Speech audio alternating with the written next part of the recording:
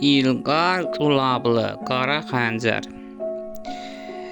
Firidun, bəs mən də elə bilirəm biz Allah yaradıb, sən demə təkamül nəticəsində meymunla yaranmışıq. İşə bax sən.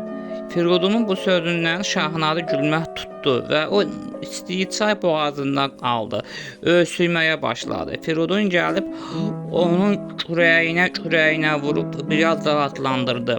Sonra onların hər ikisi gülməyə başladılar. Bir qədər güldükdən sonra Şahnaz Firiduna tərs-tərs baxaraq dedi: "Məni ələ çalırsan?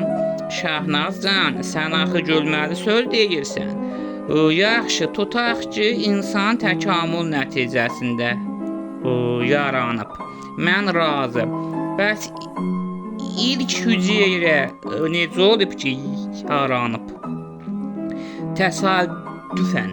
Təsadüfən külək vursa və bir qələm vərəqə dəysə, maraqlı bir şeir yazıla bilər? Yox, ola bilməz. Bəs insan necə olur ki, təsadüfən yaranır? Hər şeyin mütləq bir yaradıcısı var. Hər şeyin bir yaradıcısı varsa, bəs onda Allahı kim yaradıb?" Firidun əsəbləşdi. "Onu Allah özü bilir," deyə cavab verdi.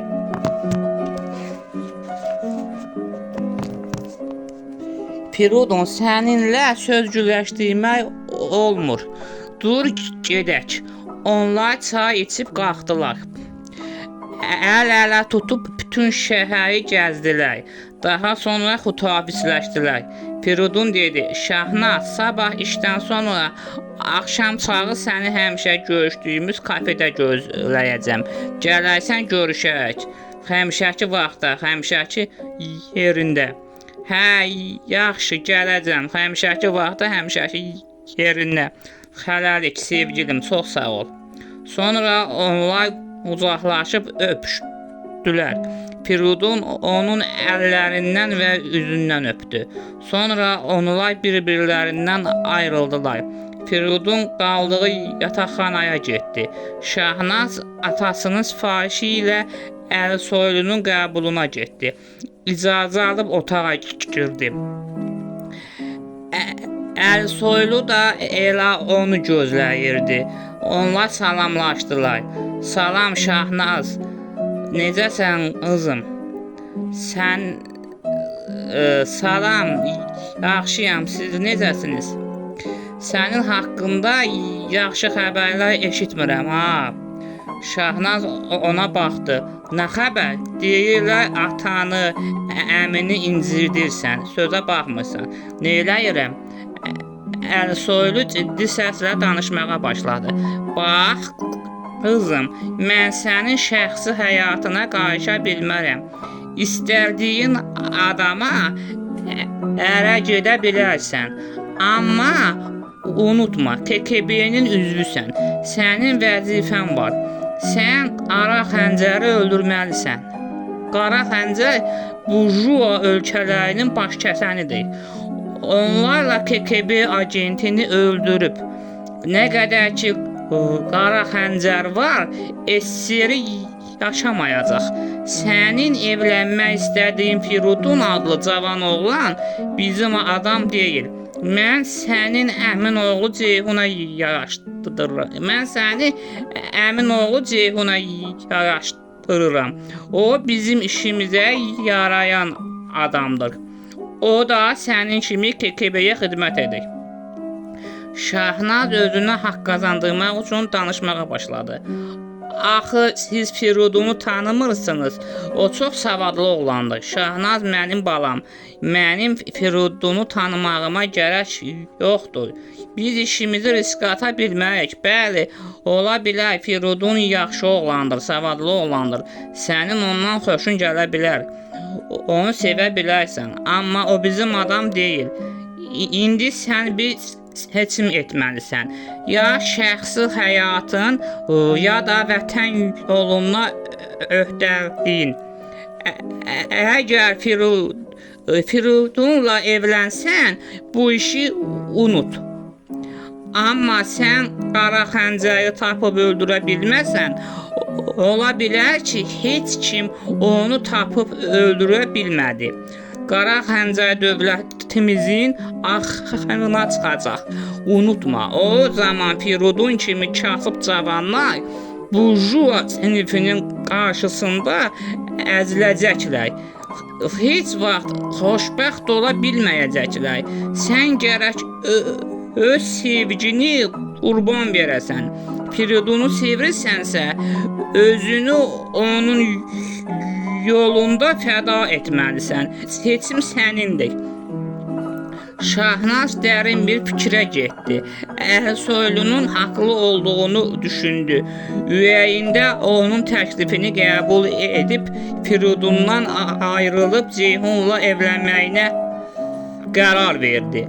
Şahnaz soruşdu: "Yoldaş Ərsoylu, qara xəncərlə bağlı irəliləyiş varmı?"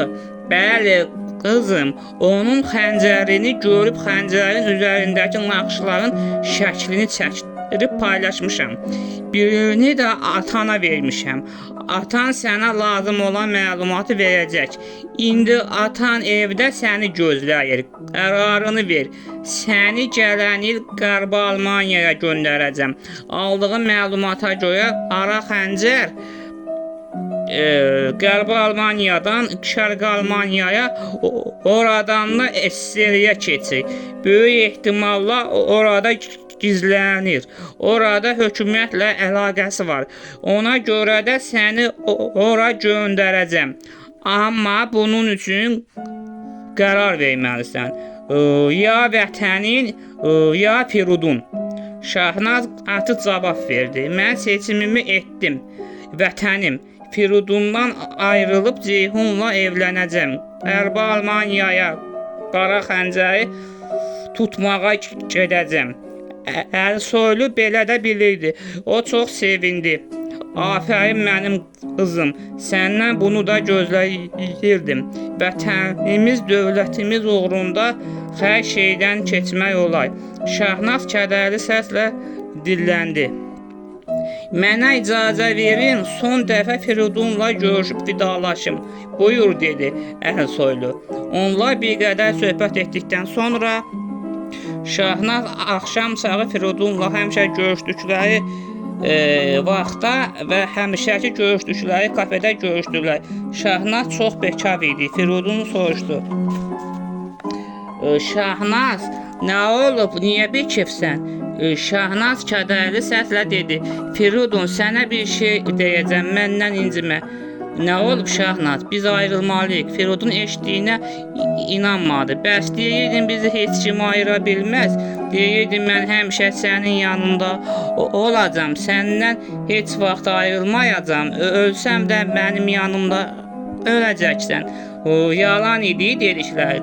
Mən də bilmirdim belə olacaq. Məni bağışla. İnan ki, səni çox sevirəm. Məni sevirsənsə, onda niyə məni atıb gedirsən? Məcburam, amma deyə bilmərəm. Bu sirdir. Məndən heç nə soruşma." Firidun sanki həyata olan bütün ümidlərini itirdi. Yalvarmağa başladı. "Nə sir? Şahnaz, nə olar sevgilim, məni qoyub getmə. Mən sənsiz yaşaya bilmərəm." Şahnaz ağlaya-ağlaya onu möhkəm qucaqlayıb üzündən öpdü. Firidun ona yalvardı: "Sevgilim, nə olar məni tərk eləmə. Mən sənsiz yaşaya bilmərəm." Şahnaz ağlaya-ağlaya onun boynuna sarıldı. Firidun: "Əzizim, sevgilim, məni bağışla. Mən buna məcburam. Biz ayrılmalıyıq. Məndən heç nə soruşma. Sən özün dərslərini hazırla. İstədiyin sənəti seç, instituta gir." Firidun ümidsiz səslə: "Yox, sən olmasan mən çıxıb gedəcəyəm," dedi. Şahnaz qərarından dönə bilməzdi. Ona görə də artıq söz demədi. "Sadəcə özün bilərsən. Get İrana, orada oxu və orada işlə. Gözəl bir qız tap, onunla evlən, övladların olsun. Məni unut, xoşbəxt ol. Mən səni xoşbəxt